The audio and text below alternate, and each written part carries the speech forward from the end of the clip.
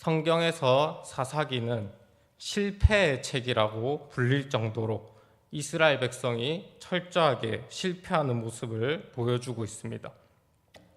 이스라엘이 출애굽한 뒤에 젖과 꿀이 흐르는 땅, 약속의 땅 가나안에 입성하게 됩니다. 하나님과 함께 성공을 맛보게 되면서 이제 가나안 땅에 들어와서 정복만 하면 되는 차례였습니다. 가나안 민족을 다 몰아내고 그곳에 들어가서 살기만 하면 되는 것입니다. 여호수아와 갈렙은 이 가나안 민족에 대해서 우리의 밥이다, 우리의 먹이다라고 하면서 하나님이 우리를 도와주시기 때문에 그들을 떠먹기만 하면 된다. 그들을 치는 것은 쉽다라고 이야기한 것입니다. 그런데 이스라엘이 정복에 실패하게 됩니다. 하나님이 함께 하셔서 쉽게 물리칠 수 있음에도 불구하고 그렇게 하지 못했던 것입니다. 적들을 봤을 때 철병거가 무서워서 또 그들이 너무 강해 보여서 결국에는 그들을 몰아내지 못했던 것입니다. 가나안 정복에 실패하자 가나안 민족과 그들의 문화가 이스라엘 가운데 스며들기 시작하였습니다. 특별히 여호수아 세대가 죽게 되면서 그들의 후손들이 여호와를 알지 못하게 되었고 그들의 자녀들에게 신앙을 전수하는 것에 실패하게 되면서 결국에는 그들이 여호와를 버리고 바알신, 아스타롯신과 같이 이방신을 섬기게 된 것입니다. 하나님은 이런 모습에 진노하시게 됩니다. 그리고 그들을 심판하십니다. 이방 나라의 손에 그들을 넘겨버리십니다. 하나님이 그들을 이방 나라에게 넘기시니까 이스라엘 자손들은 이제 그들을 감당해낼 힘이 없게 됩니다. 하나님이 함께 하실 때는 그들이 먹이와 같이 밥과 같이 쉬운 상대였지만 하나님이 대적에게 넘기실 때는 그들을 감당해낼 수 없었던 것입니다. 또한 하나님이 이스라엘이 어디를 가든지 재앙을 내리셨다고 하고 있습니다. 이스라엘이 최대한 괴롭도록 하나님이 만드시는 것입니다. 이렇게 하시는 이유는 그들이 하나님의 약속을 어겼고 순종하지 않았기 때문입니다.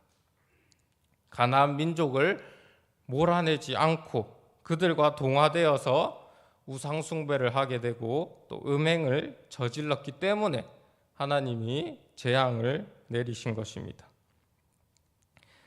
그런데 하나님이 이렇게 고통을 주시는 이유는 그들을 벌하시는 것뿐만 아니라 그들이 돌아오는 것도 바라고 계셨기 때문입니다.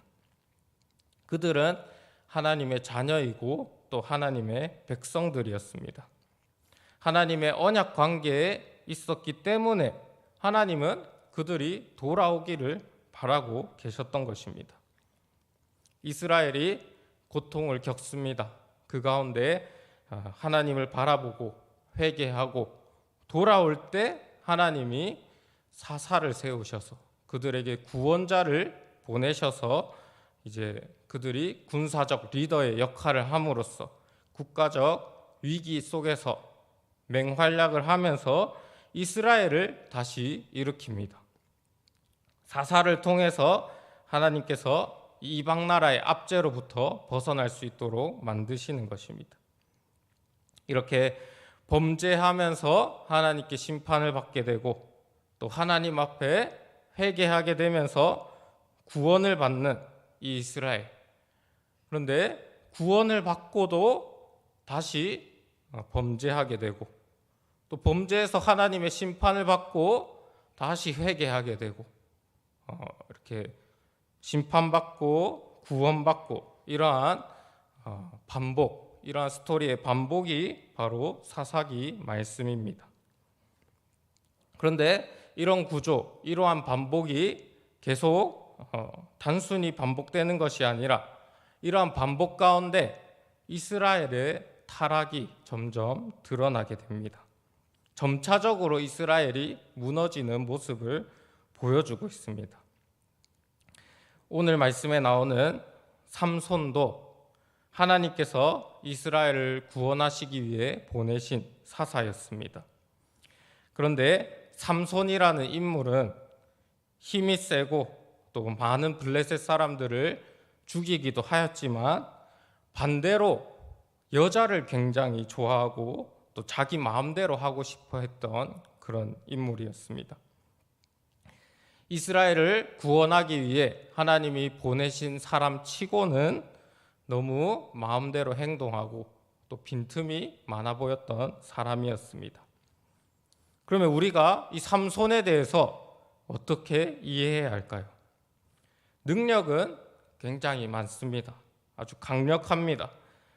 하지만 너무나도 흠이 많은 이 사람을 통해서 하나님이 무엇을 하려고 하시는가? 우리가 오늘 말씀을 통해서 살펴볼 수 있습니다. 사사기 13장에서는 이스라엘의 타락과 또 블레셋을 통해서 하나님이 그들을 심판하시는 모습이 나타납니다. 그리고 그 뒤에는 하나님께서 이스라엘을 블레셋으로부터 구원할 사람, 구원할 사사 삼손이 태어날 것이라는 예언을 하십니다. 삼손의 부모는 여호와의 사자로부터 이 예언을 듣게 됩니다.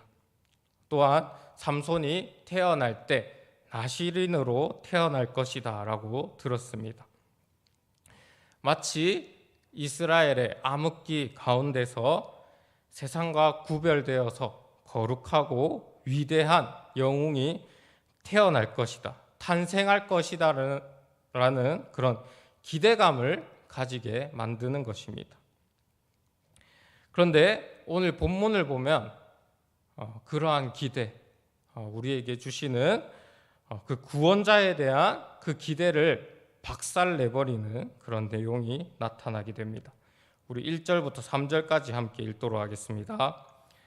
삼손이 딥나에 내려가서 거기서 블레셋 사람의 딸들 중에서 한 여자를 보고 올라와서 자기 부모에게 말하여 이르되 내가 딥나에서 블레셋 사람의 딸들 중에서 한 여자를 보았사오니 이제 그를 맞이하여 내 아내로 삼게 하소서 하매 그의 부모가 그에게 이르되 내 형제들의 딸들 중에나 내 백성 중에 어찌 여자가 없어서 내가 할례 받지 아니한 블레셋 사람에게 가서 아내를 맞으려 하느냐.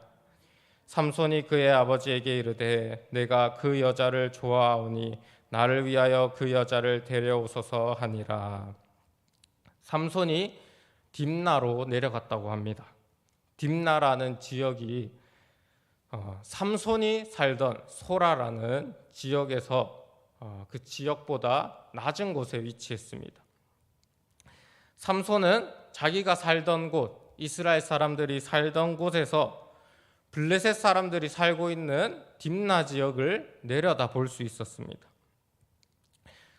그곳을 지켜봤을 때 블레셋 사람들이 살고 있는 삶의 방식이나 문화나 종교에 대해서 보고 삼손이 관심을 가지게 되었던 것으로 우리가 볼 수 있습니다.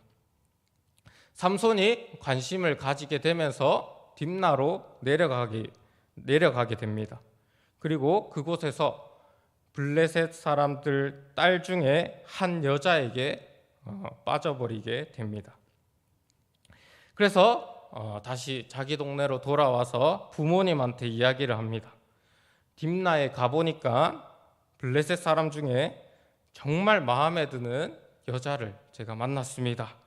저 결혼하게 해주세요 라고 이야기합니다. 근데 우리가 이 여자라는 존재가 가정에서 굉장히 중요한 역할을 하고 있습니다. 제가 아직 결혼은 안 했지만 이제 주변에서 이런 말을 굉장히 많이 듣습니다. 여자를 잘 만나야 된다. 아주 기가 딱 합도록 듣고 있습니다. 우리가 유대인들을 볼 때도 이 자녀가 유대인이 되는 기준이 그 어머니가 유대인이 되어야지만 자녀도 유대인이다라고 하고 있습니다.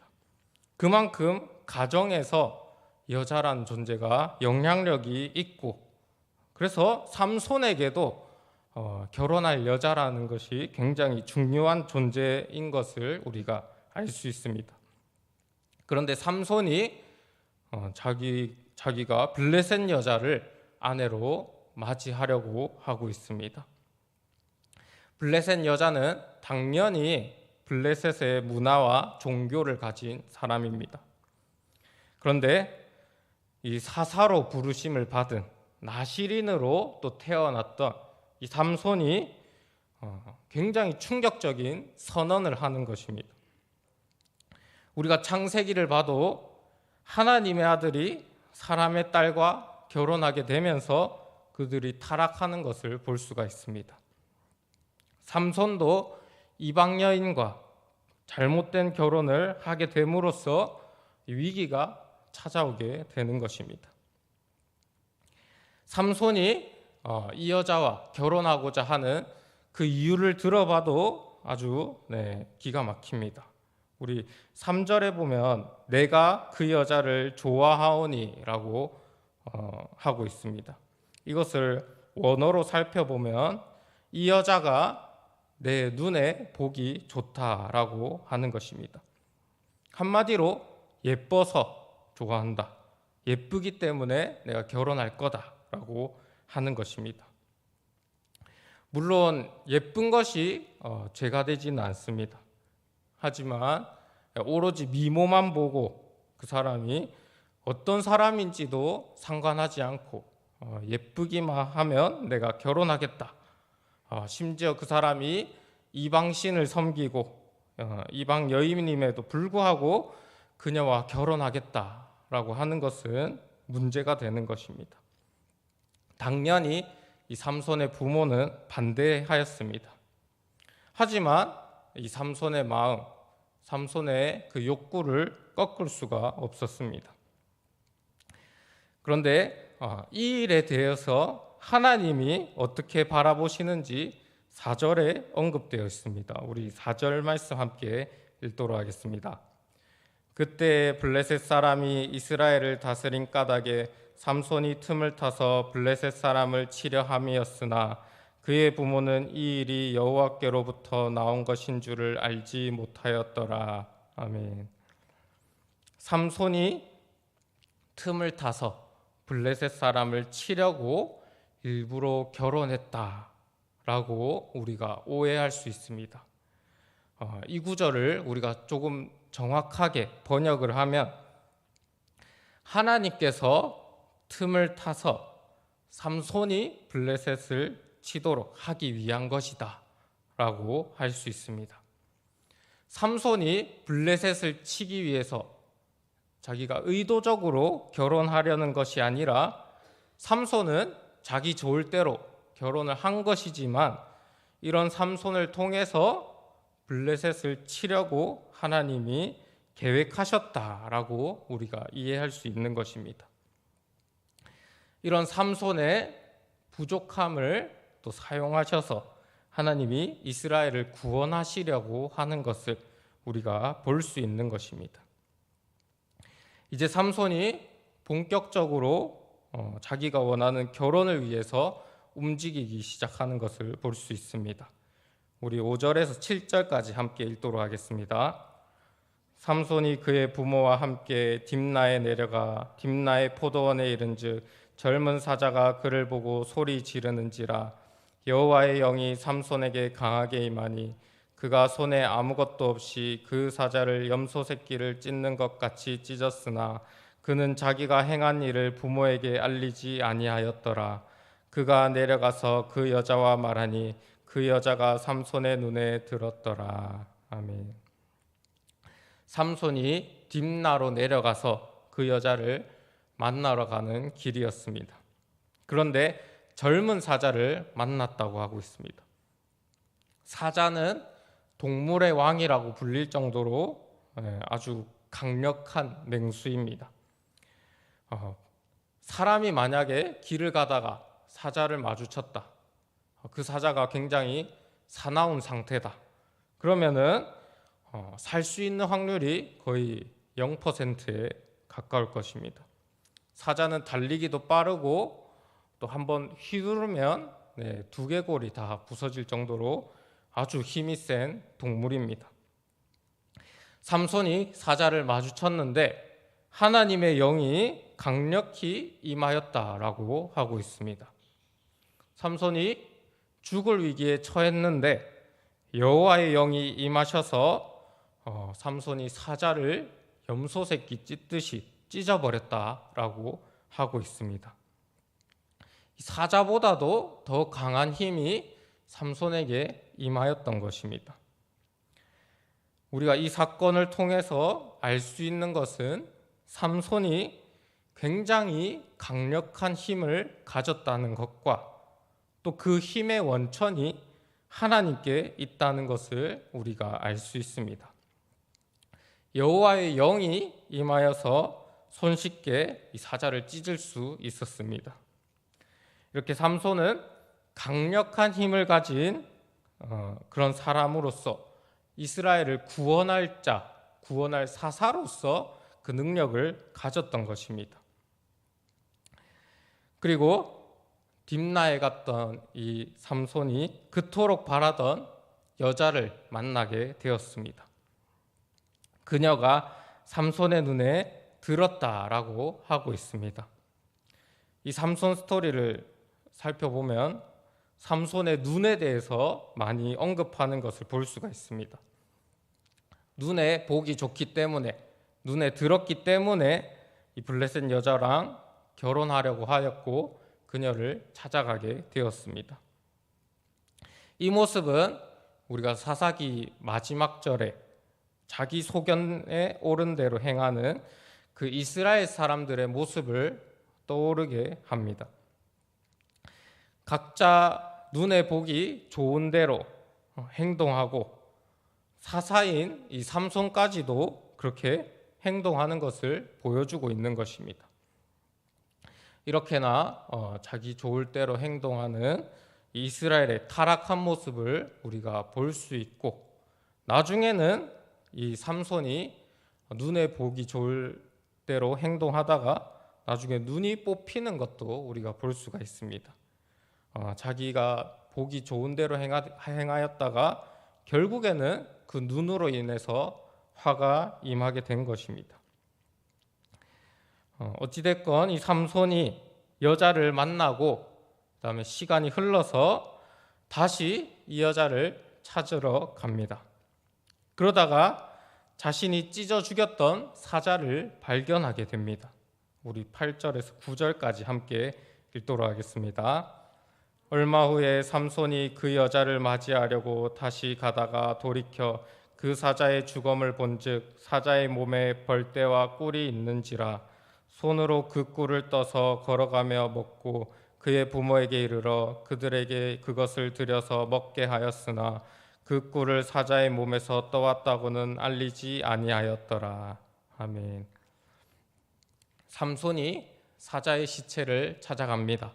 보니까 꿀이 있습니다. 꿀이 있으니까, 꿀이 보이니까 떠서 먹습니다. 그리고 자기 부모에게도 꿀을 줬다고 하고 있습니다. 우리가 여기서 살펴봐야 되는 것은 이 삼손은 나시린이었습니다. 나시린이라는 것은 구별된 자로서 남들보다 더 거룩한 삶을 살아야 했습니다. 그래서 자신이 부정해지지 않도록 특별하게 더 지켜야 할 것들이 많았습니다. 그 중에 하나가 시체를 만지면 안 되는 거였습니다. 그런데 삼손이 꿀을 봅니다. 꿀을 봤으니까 먹고 싶겠죠. 꿀을 먹습니다. 자기가 나시린인데 거룩함을 유지해야 하는데도 불구하고 하면 안 되는 짓을 했던 것입니다. 이 나시린의 서약을 어기게 된 것입니다. 그뿐만 아니라 부모에게도 그 꿀을 가져다가 줍니다. 효자처럼 보이지만 사실은 부모까지도 부정하게 만든 일이었습니다. 그리고 그것을 또 말하지 않았다고 하고 있습니다. 삼손은 아마도 자기가 잘못한 것을 알면서도 이 부정한 짓을 했던 것으로 보입니다. 하나님께서 사사로 세우셨는데도 불구하고 이렇게 마음대로 행동하는 모습을 보여주고 있는 것입니다. 이 삼손이 보고 먹었던 이 꿀이라는 것은 이방 여자를 또 의미하는 그런 뜻을 가지고 있습니다. 그래서 삼손은 꿀에 약한 이방 여자에게 약한 그런 사람으로서 자신이 지켜야 할 것도 지키지 않고 유혹에 빠지고 있는 모습을 보여주고 있는 것입니다. 이제 이 삼손이 결혼하기 위해서 아버지와 함께 여자를 찾아가게 됩니다. 우리 10절 말씀 함께 읽도록 하겠습니다. 삼손의 아버지가 여자에게로 내려가매 삼손이 거기서 잔치를 베풀었으니 청년들은 이렇게 행하는 풍속이 있음이더라. 삼손이 잔치를 베풀었는데 이 풍속은 이스라엘에 있던 풍속이 아니라 블레셋에 있던 풍속이었습니다. 삼손이 블레셋 풍속을 따라서 지금 잔치를 베풀고 있는 것입니다. 이미 이 블레셋의 문화, 이방 문화에 젖어들고 있는 것입니다. 블레셋 사람들이 삼손을 보게 됩니다. 조금 호기심도 들고 견제하는 그런 마음도 들었을 것입니다. 그래서 30명을 데리고 와서 이 삼손과 친구가 되고자 하였습니다. 그들과 함께 잔치를 베풀다가 삼손이 갑자기 그들에게 수수께끼를 내게 됩니다. 우리 12절부터 14절까지 함께 읽도록 하겠습니다. 삼손이 그들에게 이르되 이제 내가 너희에게 수수께끼를 내리니 잔치하는 이래 동안에 너희가 그것을 풀어 내게 말하면 내가 베옷 30벌과 겉옷 30벌을 너희에게 주리라. 그러나 그것을 능히 내게 말하지 못하면 너희가 내게 베옷 30벌과 겉옷 30벌을 줄지니라 하니 그들이 이르되 내가 수수께끼를 내면 우리가 그것을 들으리라 하매 삼손이 그들에게 이르되 먹는 자에게서 먹는 것이 나오고 강한 자에게서 단 것이 나왔느니라 하니라. 그들이 사흘이 되도록 수수께끼를 풀지 못하였더라. 먹는 자에게 먹는 것이 나오고 강한 자에게 단 것이 나왔다. 이것이 무엇인가? 이것이 수수께끼였습니다. 7일 동안 잔치하는 가운데 이 수수께끼를 풀면은 베옷 30벌, 겉옷 30벌을 주겠다. 그런데 못 맞추면 너희가 그것을 나에게 줘야 한다. 라고 한 것입니다. 이것이 블레셋 사람에게는 좀 불리한 수수께끼가 될 수가 있습니다. 우리는 방금 우리가 삼손이 겪었던 일들을 통해서 이게 꿀과 사자를 의미하는 것이라고 추측할 수 있습니다. 히브리어로 이것을 봐야 되는데 히브리어로 사자는 아리라고 하고 초기 히브리어에서 꿀을 또 마찬가지로 아리라고 하였습니다. 그러니까 수수께끼의 답은 사자에게서 꿀이 났다 이것인데 이거를 히브리어로 하면 아리에게서 아리가 났다라고 하는 것입니다. 결국에는 뭐 말장난 같지만 이것이 답이었습니다. 그런데 이 블레셋 사람들은 이 삼손이 얘기하는 것이 도저히 모르겠다라고 하였습니다. 3일 동안 고민했는데 답이 나오지 않으니까 결국에는 삼손의 약점을 건드려서 답을 알아내고자 하였습니다. 이 사람들이 삼손의 아내에게 찾아갑니다. 그래서 협박을 합니다. 네가 답을 알아내라. 안 그러면 너희 집을 다 불태워버리겠다. 네. 만약에 이 삼손의 아내가 현명한 아내였다면 이 일을 삼손에게 얘기해서 잘 의논했을 것입니다. 그런데 이 이방 여인은 자기 살 궁리만 하고 삼손을 생각하지 않았습니다. 그래서 여인이 삼손을 찾아가서 울면서 이야기했습니다. 당신은 수수께끼 답을 나에게 알려주지도 않으면서 나를 사랑한다 얘기하니까 이것은 사랑이 아니에요. 나를 사랑하지 않는 것 같아요 라고 했습니다. 삼손의 약점이 탁 건드려지니까 삼손이 제대로 넘어가게 됩니다. 절대로 얘기해 주지 않았던 이 이야기, 부모에게도 얘기해 주지 않았던 이 이야기의 답을 여인에게 이야기를 해준 것입니다. 이제 그 수수께끼 마감 기한인 7일째에 여자에게 답을 가르쳐 주게 됩니다. 여자는 답을 알고 나서는 블레셋 사람에게 그 답을 전해주게 됩니다. 자, 이제 블레셋 사람들이 답을 알아냈습니다. 그리고 삼손을 찾아갔습니다. 우리 18절부터 20절까지 함께 읽도록 하겠습니다. 일곱째 날 해지기 전에 성읍 사람들이 삼손에게 이르되 무엇이 꿀보다 달겠으며 무엇이 사자보다 강하겠느냐 한지라. 삼손이 그들에게 이르되 너희가 내 암송아지로 밭갈지 아니하였더라면 내 수수께끼를 능히 풀지 못하였으리라 하니라. 여호와의 영이 삼손에게 갑자기 임하심에 삼손이 아스글론에 내려가서 그곳 사람 30명을 쳐 죽이고 노력하여 수수께끼 푼 자들에게 옷을 주고 심히 노하여 그의 아버지의 집으로 올라갔고 삼손의 아내는 삼손의 친구였던 그의 친구에게 준 바 되었더라. 아멘. 블레셋 사람들이 답을 맞췄습니다. 삼손은 이 답을 가르쳐 주지 않으면 절대 맞추지 못할 건데 이거는 분명히 여자가 자기의 아내가 가르쳐 줬을 것이다 생각했기 때문에 굉장히 분노했습니다. 그런데 어쨌든 수수께끼에서 졌기 때문에 이 베옷과 겉옷을 구해야 했습니다. 그런데 갑자기 삼손에게 여호와의 영이 임하였다라고 하고 있습니다. 사자를 만났을 때처럼 삼손의 힘이 강력해져서 이 삼손이 아스글론으로 내려갑니다. 그리고 그곳에서 30명을 죽이고 그들의 옷을 빼앗습니다. 이 베옷과 겉옷을 구해서 내기에서 진 빚을 갚게 된 것입니다. 우리가 이 일을 또 어떻게 바라봐야 하는가? 삼손은 얼떨결에 자기의 원수 30명, 이스라엘의 원수 30명을 죽이게 된 것입니다. 사실 삼손이 가진 그 힘은 블레셋 사람을 치는데 그들을 물리치는 것에 사용하여야 됩니다. 그런데 지금 삼손은 단지 자기가 내기에서 졌던 그 빚을 갚기 위해서 그 힘을 쓴 것입니다.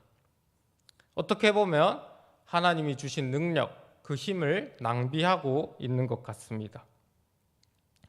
그런데 이러한 틈 속에서 하나님의 의도가 있었다라고 하는 것입니다. 비록 삼손이 자기 욕심으로 인해서 또 자기 약점으로 인해서 그들을 죽이게 된 것이지만 결과적으로는 블레셋 사람, 원수들을 죽일 수 있었던 그런 기회가 됐던 것입니다. 이것이 우리가 4절에서 봤듯이 하나님이 블레셋을 치고자 했던 그 틈이었던 것입니다. 삼손이 내기에서 져서 굉장히 기분이 나빠졌습니다. 그런데 그뿐만 아니라 자기가 그토록 원했던 아내까지도 잃어버리게 됩니다. 삼손의 친구였던 블레셋 사람, 그 중에 한 명에게 가버린 것입니다. 삼손이 의도했던 그 욕심대로 의도했던 일이 결국에는 이루어지지 않게 된 것입니다. 하지만 하나님의 관점으로 바라봤을 때는 블레셋 사람을 치겠다, 블레셋 사람을 물리치겠다 하던 그 약속이 이뤄지게 된 것입니다. 삼손이 유혹에 넘어가고 하나님께 받은 그 능력을 자기 욕심대로 사용하는데도 불구하고 하나님의 그 의도된 대로, 하나님의 그 약속하신 대로 그것이 성취되고 있었던 것입니다.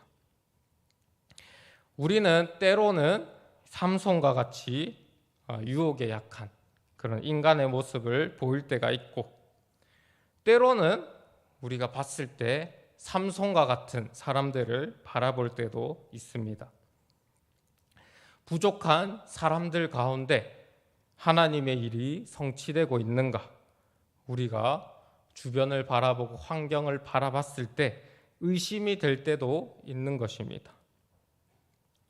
그러나 이렇게 연약한 자들 가운데서도, 또 악한 환경 가운데서도 하나님의 약속은 성취되고 있습니다. 그 약속을 이루시는 분이 바로 하나님이십니다. 우리가 가룟 유다를 봤을 때도 그가 자기의 욕심을 채우기 위해서 예수님을 팔아버렸지만, 또 결과적으로는 그마저도 하나님이 사용하시면서 십자가 구원의 그 약속, 그 언약을 성취하셨습니다. 우리가 보기에 정말 실망스러운 이 삼손이라 할지라도, 희망이 보이지 않는다고 할지라도 우리는 약속을 성취하시는, 구원을 이루시는 하나님을 바라봐야 하는 것입니다. 지금도 약속을 성취하시는 우리 하나님을 바라볼 때 우리가 희망을 가질 수 있는 것입니다. 또한 우리는 이 삼손을 바라보면서 하나님이 우리에게 주신 사명과 능력이 무엇인지 깨달아야 합니다. 삼손이 강력한 힘을 가질 수 있었던 이유는 블레셋을 무찌르기 위한 것이었습니다. 우리도 하나님께서 주신 사명과 능력이 다 있습니다. 그런데 우리가 삼손과 같이 유혹에 빠져서 다른 곳을 바라보면서 하나님께서 주신 능력을 다른 곳에 잘못 사용할 때가 있을 수 있습니다. 우리의 눈을 통해서 화를 당했던 이 삼손과 같이 우리가 유혹에 빠져서 화를 당하는 것이 아니라 하나님께서 주신 사명에 따라서 그 능력을 사용하면서 살아가야 하는 것입니다. 이렇게 하나님께서 주신 사명과 능력대로 살아가면서, 또한 세상과 환경을 바라보는 것이 아니라 하나님의 신실하심을 바라보면서 살아가실 수 있는 저와 여러분들 다 되시기를 간절히 바라겠습니다.